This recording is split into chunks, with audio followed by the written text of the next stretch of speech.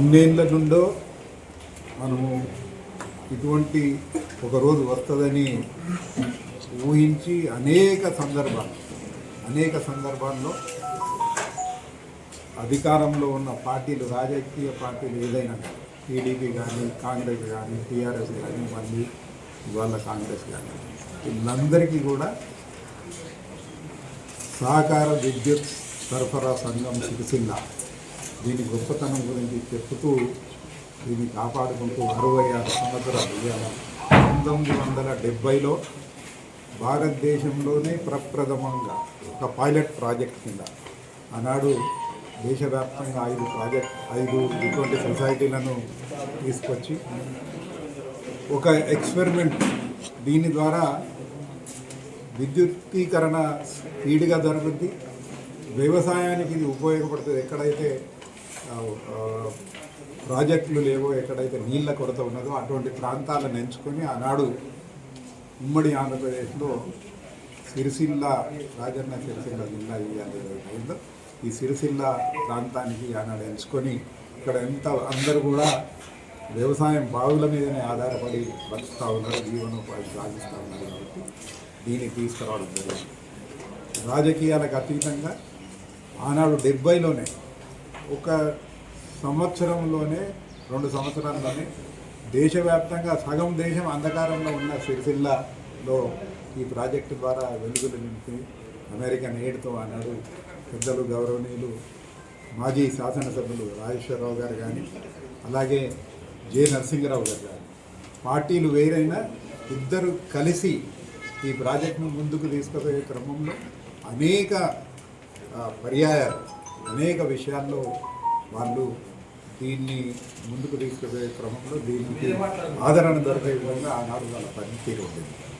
తదుపరి ఈ ప్రాజెక్టులు చేస్తున్న తీరును సహకార రంగంలో సహకార వ్యవస్థ ప్రజానికానికి అందుబాటులో ఉండి స్వయం పాలన చేసుకున్నట్టయితే, స్వయం ప్రతిపత్తి గల సంఘాలు స్వయం పాలనతో మంచి సేవలు అందించాలనే ఒక ఆలోచన ఆనాడు ఏదైతే కలిగిందో దాన్ని ముందుకు తీసుకుపోయే క్రమంలో వీళ్ళ పనితీరు గమనించి ఆనాటి కేంద్ర ప్రభుత్వం ఇంకో 100 సొసైటీలను కూడా దేశవ్యాప్తంగా చేసుకోవడం జరిగింది. దీని ద్వారా మనకి ఏమర్థమవుతుందంటే దీని ద్వారా ఫలితాలు బాగా వచ్చినాయి, మంచిగా ఉన్నది. కాబట్టి దీన్ని ఇంకా విస్తరింపజేయాలనే ఆలోచనతోనే ఆనాడు ప్రభుత్వాలు పనిచేసినాయి. కానీ క్రమేణా ఇవాళ రోజు అన్నిట్లో కూడా రాజకీయాన్ని పులిమి, ప్రతి విషయంలో కూడా రాజకీయ కోణంలో ఆలోచన చేసి మంచిగా పనిచేసే సంఘాలు ఇవాళ రోజు మనం గమనించవలసిన అవసరం ఉన్నది. నిరుటి సంవత్సరం 2025 సంవత్సరం యునైటెడ్ నేషన్స్ ఐక్యరాజ్య సమితి ఆ సంవత్సరాన్ని అంతర్జాతీయ సహకార సంవత్సరంగా ప్రకటించింది. అంటే ప్రపంచవ్యాప్తంగా సహకార ఉద్యమం ఏ రకంగా సాగుతూ ఉన్నది, సహకార సంఘాల ద్వారా, సహకార ఉద్యమం ద్వారా ప్రజానీకానికి ఎటువంటి సేవలు అందుతూ ఉన్నాయని గుర్తించి గమనించి 2012లో ఒకసారి, మళ్ళీ 2025లో, మొన్న ఈ సంవత్సరం పూర్తి అయ్యే సమయంలో మళ్ళీ ఐక్యరాజ్య సమితి ఒక ప్రకటన కూడా చేసింది. ప్రతి 12 సంవత్సరాలకు వచ్చే ముందు ప్రతి 12 సంవత్సరాలకు ఆ సంవత్సరాన్ని అంతర్జాతీయ సహకార సంవత్సరంగా డిక్లేర్ చేయాలి అని ఒక గొప్ప నిర్ణయం ఇవాళ ఐక్యరాజ్య సమితి తీసుకుంటే దాన్ని నీరుగారే ప్రక్రియ ఇక్కడ జరుగుతుంది. ఎంతో దూరం కొనక్కర్లేదు. 4 సంవత్సరాల క్రితం కేంద్ర ప్రభుత్వం, ఇవాళ బీజేపీ ప్రభుత్వం అధికారంలో ఉంది. 75 సంవత్సరాలు స్వాతంత్రం వచ్చినాక కూడా ఒక మంత్రిత్వ శాఖ లేకుండా సహకారం వ్యవసాయానికి అనుబంధ సంస్థని దాంట్లో ముడిపెట్టి సహకారాన్ని నిర్వీర్యం చేసే క్రమంలో బీజేపీ ప్రభుత్వం, నేను టీఆర్ఎస్ అయినా ఇవాళ బీజేపీని నేను అభినందిస్తా ఉన్నాను. ముఖ్యంగా అమిత్ షా లాంటి ఒక గొప్ప మనిషి, అంటే హోమ్ మినిస్టర్, మోస్ట్ పవర్ఫుల్ మనిషి, దేశంలో నంబర్ 2 మనిషి, ఆయన కూడా సహకార వ్యవస్థ దీని గొప్పతనాన్ని గుర్తించి, దీని ద్వారా జరుగుతున్న ప్రయోజనాలను గుర్తించి ఒక మంత్రిత్వ శాఖ ఏర్పాటు చేసి ఆయనే స్వయంగా దీనికి మంత్రి అయిందంటే దీనికి ఎంత ప్రాధాన్యత ఉన్నది, ఎంత ప్రాముఖ్యత ఉన్నది, ప్రజలకు ఎటువంటి సేవలు అందిస్తూ ఉన్నది సహకార సంఘాలు అనేది మనం గమనించవలసిన అవసరం ఉంది. ఈ 4 సంవత్సరాల్లో అనేక మార్పులు తీసుకొచ్చింది కేంద్ర ప్రభుత్వం.